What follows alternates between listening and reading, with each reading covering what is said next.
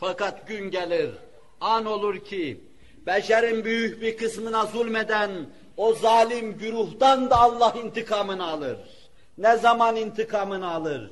Huzurunda kemerbeste yubudiyetle arz-ı didar edenler olursa alır.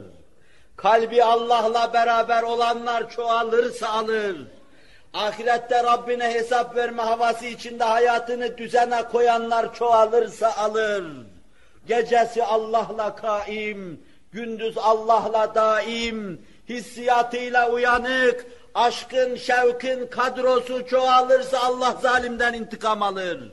Yoksa sizi safileştireceği ana kadar, durulacağınız ana kadar, tortunuz ve posanız özünüzden ayrılacağı ana kadar, zalimin yumruklarıyla sizi yumruklatır, ta ahirette ehil hale gelesiniz, tasaffi edesiniz, cürufun akıp gittiği cehenneme gitmeden kurtulasınız, nuraninin ve ulvinin çağlayıp gittiği cennete ehil hale gelesiniz.